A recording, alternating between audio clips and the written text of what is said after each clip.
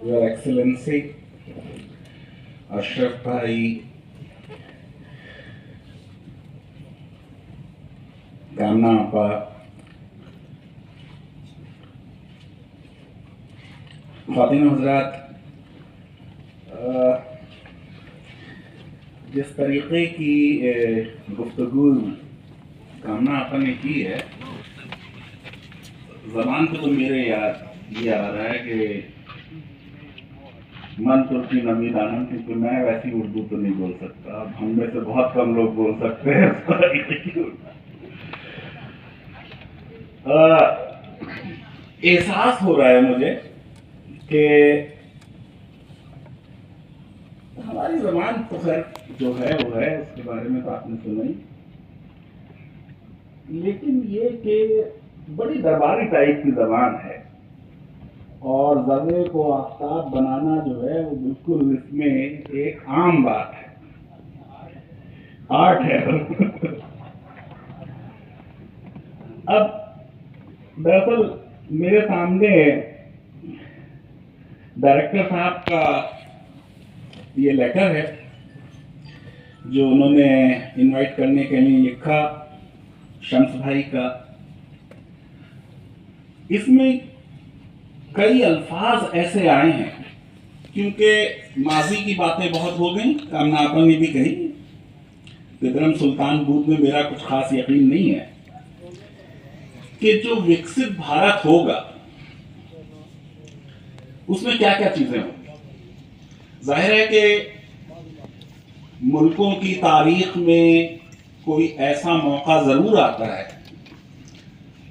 जब माजी से उनका रिश्ता टूट जाता है और एक नई शुरुआत होती है, और अमृत काल अगर वो शुरुआत है और हम 2047 में एक विकसित भारत होने जा रहे हैं,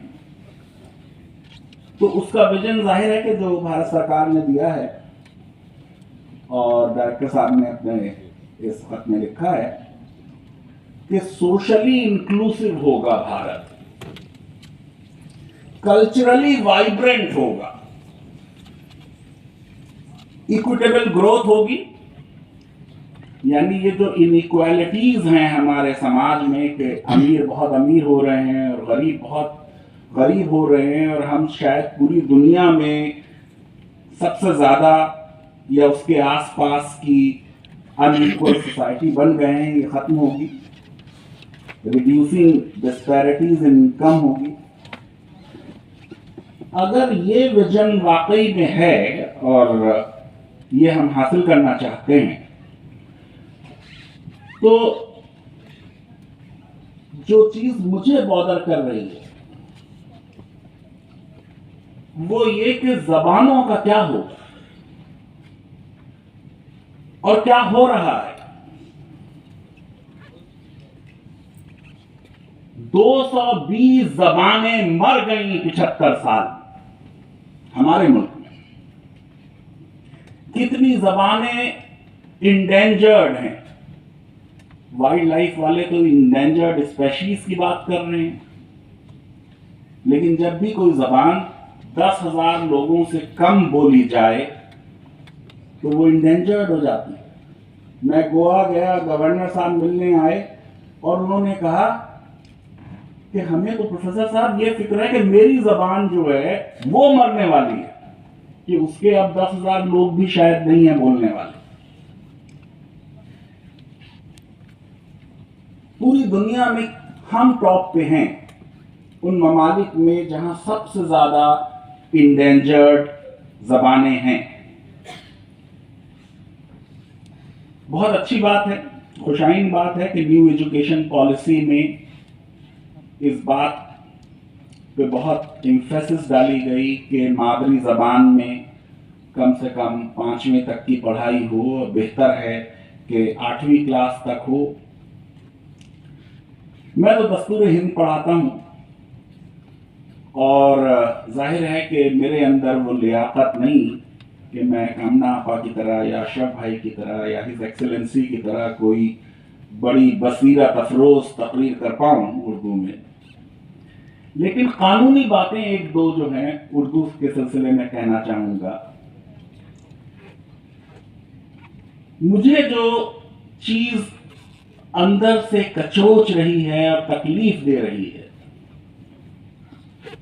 वो ये कि वो जबान जिसमें तुलसीदास रामचरितमानस लिख रहे थे और गो के मुखालफत हो रही थी कि संस्कृत के अलावा क्यों लिख रहे हैं, और हक यह है कि उनकी उस रामचरितमानस से ही घर घर राम पहुंचे हैं, वो कहां चली गई और क्यों मर गई? वो अवधि जबान कहां है? कैसे वो जबान मर गई? या वो ब्रजभाषा जिसमें सूरदास कृष्ण जी के बचपन का वो एक नक्शा खींच रहे हैं कि ऐसे लग रहा है कि हम अपने सामने देख रहे हो, वो ब्रजभाषा कैसे मर गई? और क्या हम कर रहे हैं जबानों को बचाने के लिए?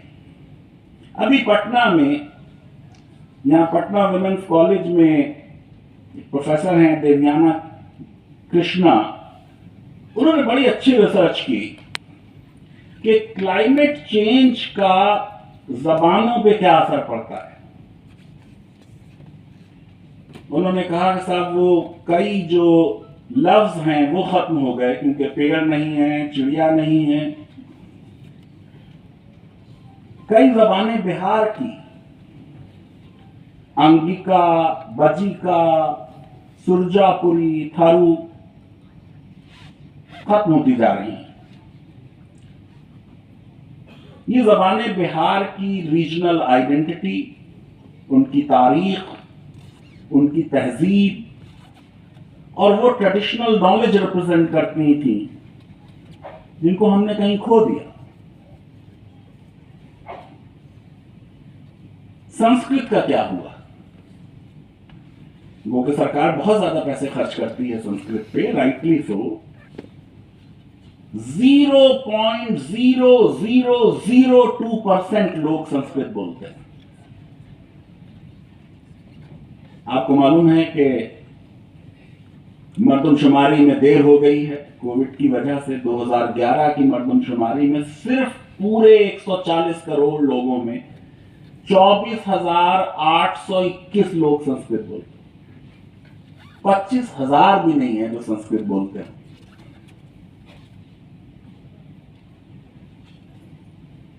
अब ये हालत अगर हमारी जबानों के बारे में है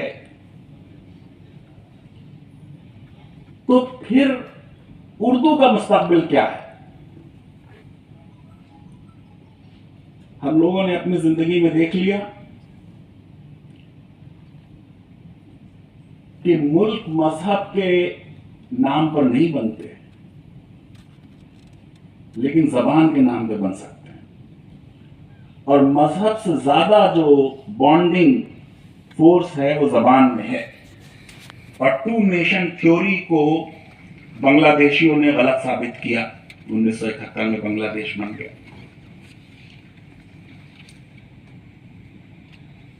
अब उर्दू जाहिर है कि जैसे कामना आपन ने कहा कि कोई एक जबान नहीं है बल्कि एक तहजीब है, एक सिविलाइजेशन है। और उसमें जाहिर है कि सारे लोगों ने उसमें कंट्रीब्यूट किया है। बड़े शाइस्ता लहजे में किसी से उर्दू सुनकर क्या नहीं लगता कि एक तहजीब की आवाज है उर्दू? ये गुलजार साहब कहते हैं। गांधी जी के मर्डर के ट्रायल में नाथुराम गोडसे ने जो एविडेंस दी, उस एविडेंस में भी उर्दू का जिक्र आ गया। उसने कहा कि साहब ये जो उर्दू की तरफ मायल है, ये बात मुझे जरा पसंद नहीं, क्योंकि आपको मालूम है कि गांधी जी जो है वो हिंदुस्तानी चाहते थे कि कौमी ज़बान बन जाए और वो दोनों स्क्रिप्ट में लिखी जाए, देवनागरी में भी और पर्शियन स्क्रिप्ट में भी लिखी जाए। मेरे लिए जो चीज इंटरेस्ट की है दस्तूर हिंद में, वो जाहिर है कि हमारे बुनियादी हुकूक हैं, और उनमें जो आज की इस महफिल के लिए इम्पोर्टेंट है वो आर्टिकल 29 है, और बड़ा इंटरेस्टिंग उसकी लैंग्वेज। कामना आपा ने ज़बरदस्त बातें कही और उसमें रस्मुल ख़त की बात भी आई।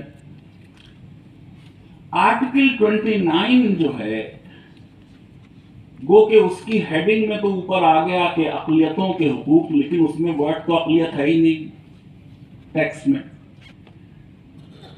वो कहता है any section of Indian citizens, ये कोई अक़लियतों का राइट नहीं है।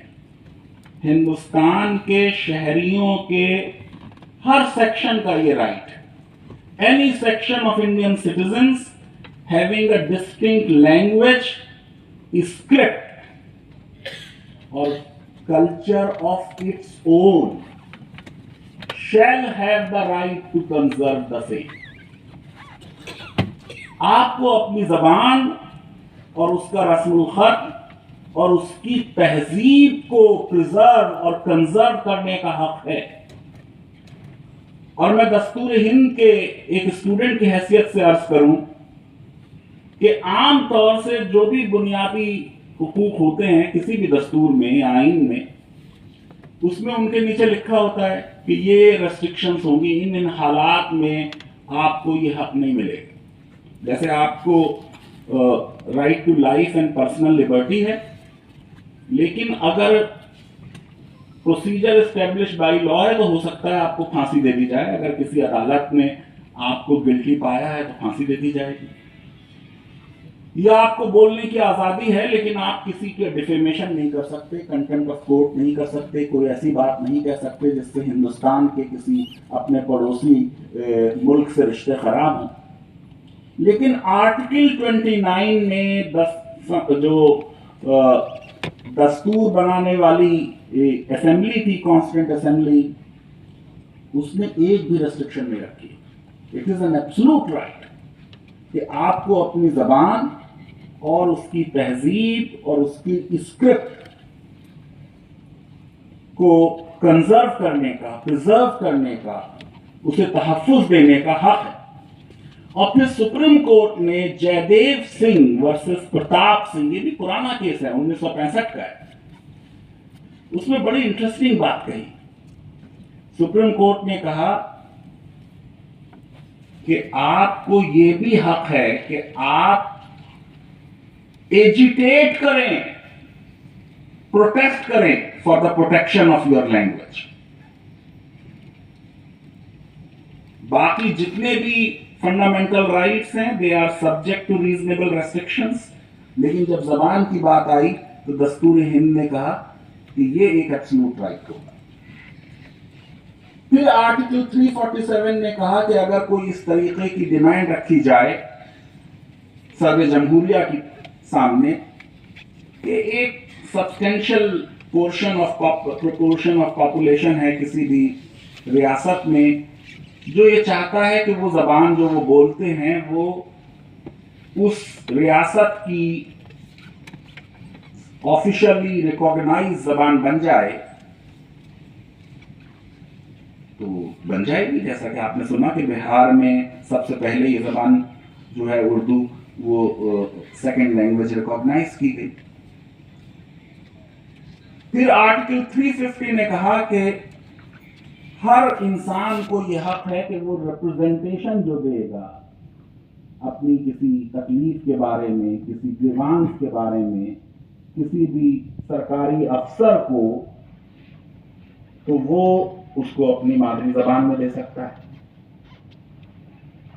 और फिर आर्टिकल 350A ने कहा कि साहब हर रियासत और हर लोकल अथॉरिटी जो है वो एडिक्वेट फैसिलिटीज प्रोवाइड करेगी कि जो पढ़ाई हो प्राइमरी लेवल की वो मादरी जबान में हो जाए। और फिर special officer for linguistic minorities article 350B के तहत हो सकता है। तो दस्तूर हिंद ने जितनी चीजें किसी भी मादरी जबान के लिए रखी गई हैं, अगर ये सब उर्दू के लिए दे दी जाए तो उर्दू का मुस्तकबिल जो है जाहिर है कि रोशन होगा, और विकसित भारत में कम से कम हम दस्तूर हिंद में दिए हुए अपने उस प्रॉमिस को, क्योंकि कोई भी दस्तूर क्या है, वो एक सोशल कॉन्ट्रैक्ट है लोगों और हुकूमत